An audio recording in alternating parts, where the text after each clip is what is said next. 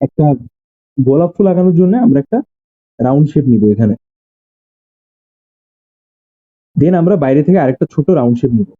এরপর আমরা ভেতর থেকে আরেকটা ছোট্ট এরকম রাউন্ড শেপ নিব। তো আমাদের কিন্তু 3টা রাউন্ড শেপ হয়ে গেল। দেন এখান থেকে হচ্ছে আমরা আগের মতো ললিপপের মতো একটা রাউন্ড লাইন দিলাম। তারপর এখান থেকে হচ্ছে আমরা এইভাবে পাতার জন্য একটা মনে করেন এরকম একটা শেপ দিলাম। এখন আপনি এই শেপটাকে কনভার্ট করে যে কোনো ধরনের ফুল আগাইতে পারেন। আমরা যদি কদম ফুল দেখি, হ্যাঁ, তারপর হচ্ছে আমরা যদি অন্য কোনো জবা ফুল টাইপের শেপ দেখি, আমরা এখান থেকে শেপ করে চেঞ্জ করে কিন্তু জবা ফুল আঁকতে পারি। সো এভাবে আপনি পারেন। এখন আমাদের কি করতে হবে বলুন তো? আমাদের সরাসরি হচ্ছে এখানে এই রাউন্ড সার্কেলটাকে কেন্দ্র করে কিছু পাতার শেপ অ্যাড করতে হবে, লাইক দিস ওয়ে। দেখেন, সবার আগে আমরা বাইরে থেকে আসবো। বাইরে আমরা এই অংশটার থেকে বের করতে চাই পাতার শেপ।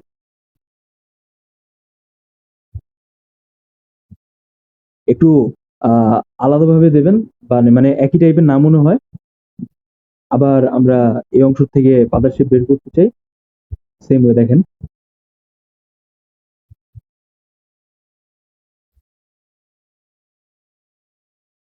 দেন আমরা এখান থেকে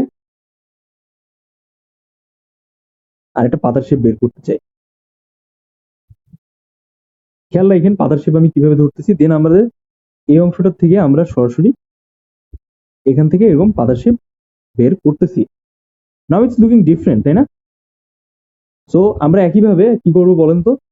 এখান থেকে হচ্ছে আরেকটা পাতার শেপ বের করবো। দেখছেন আমাদের কিন্তু অলমোস্ট এইটার অবস্থাটা চেঞ্জ হয়ে যাচ্ছে, তাই না?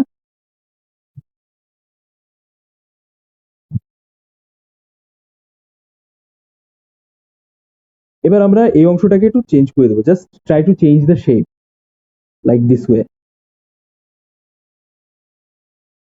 এবার আমরা বাইরে থেকে সরাসরি এই যে এরকম ভাবে এই শেপটাকে অ্যাড করে দেবো। It's a very simple process, আপনি এখান থেকে আরেকটা এইরকম রাখেন।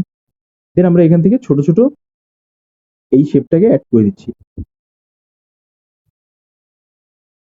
দেখছেন আমাদের গোলাপের কিন্তু আপার পার্টটা হয়ে গেছে। এবার আপনি আস্তে করে এই যে নিচের অংশটা আছে এখান থেকে ডার্ক লাইন হয়, ডার্ক লাইন দিয়ে এই যে এরকম কাটা কাটা শেপ দিয়ে দিলেন।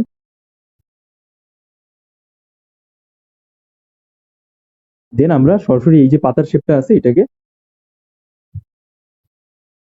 এইভাবে নিয়ে গেলাম।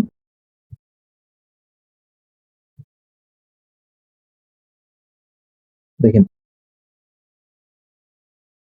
দেন এই যে অংশটা আছে এই অংশটা আমরা মিলাই দিব লাইক দিস ওয়ে।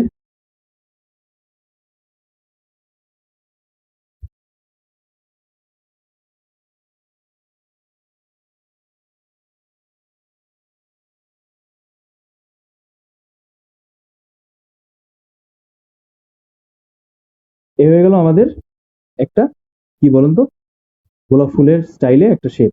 তো যাই হোক, এখন আপনাদের ডিসিশন, আপনাদের যে এক্স্যাক্টলি আসলে একটা মানুষ কি করে। একটা মানুষ হচ্ছে চায় যে আমি এমন কারো কাছে শিখতে চাই যে খুব ভালো এক্সপিরিয়েন্স বা আপনাকে সুন্দরভাবে এক্সপ্লেইন করতে পারে, আপনি শিখতে পারেন। তো লাইক আপনি যদি আমার কথা চিন্তা করেন, আমার হচ্ছে এনসিটিভি কারিকুলাম পড়ানোর প্র্যাকটিস আছে বা জানা আছে। আমি হচ্ছে ক্যামব্রিজ কারিকুলামও পড়াইছি। এট দ্য সেম টাইম আপনারা যারা আমাকে চেনেন লাস্ট 3 বা 4 বছরে আমি কিন্তু হোল বাংলাদেশে সব থেকে বড় যে আমাদের আনঅফিসিয়াল আর্ট প্ল্যাটফর্ম আছে, এখানে কিন্তু আমরা সারা বাংলাদেশে যত ইউনিভার্সিটি স্টুডেন্টরা এক্সাম দেয়, এন্ট্রান্স এক্সাম দেয়, তাদের কিন্তু আমরা সরাসরি চারুকলার প্রিপারেশন দিয়ে থাকি।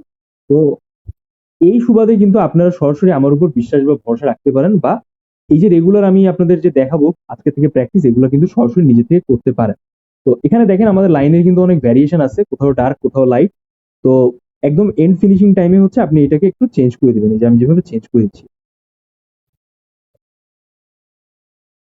ঠিক আছে, এখানে আমাদের আর এক্সট্রা কিছু করার দরকার নাই।